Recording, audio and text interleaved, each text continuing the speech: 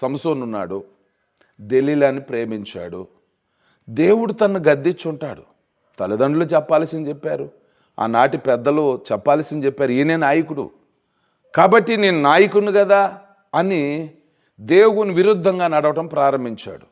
ఆయన అలవాటు పడింది ఏంటంటే, తప్పించుకోవటం నాకు చేతనవ్వు, నన్ను నేను రక్షించుకోగలను, నన్ను నేను కాపాడుకోగలను అనుకున్నాడు. కానీ వెళ్ళి దెలీలా చేతిలో పడ్డాడు. ఆమె ఏం చేసింది, ప్రతిరోజు మాటల వల్ల విసిగించిందంట. అప్పుడు విసిగిపోయాడు.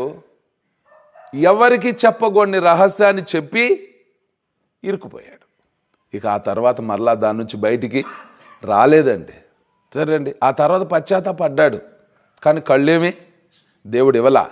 అప్పుడు ఆ 2 స్తంభాలు పట్టుకొని లాగి ప్రార్థన చేసి దేవుని దగ్గర దేవుడిచ్చిన బలముతో అక్కడ తనతో పాటు ఉన్న ఫిలిష్తీయులందరినీ కూడా హతమార్చేశాడు. సరే, కానీ దేవుడు ప్రేమ గలవాడు, దేవుడు క్షమిస్తాడు, దేవుడు రక్షిస్తాడు. కానీ మాట వినకపోవటం వల్ల వచ్చిన దెబ్బ మనమే భరించాలి.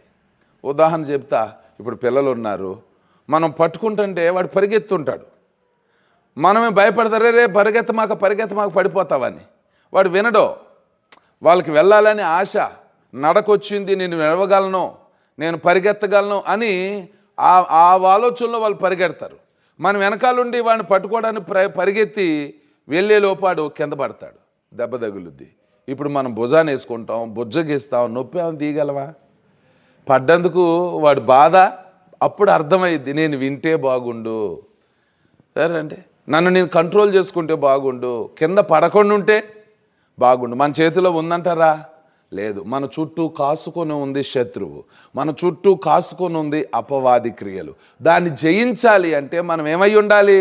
దేవుని యందు భయభక్తులు కలిగి ఉండాలి. ఎప్పుడైతే భయభక్తులు కలిగి ఉంటామో మన దేవుడు మనల్ని తప్పించే దేవుడు, మన దేవుడు మనల్ని రక్షించే దేవుడు, మన దేవుడు మనల్ని కాపాడే దేవుడు, మన దేవుడు మనల్ని పోషించే దేవుడు, మన దేవుడు మన పక్షంగా అద్భుతాలు చేసే దేవుడు. ఆమేన్.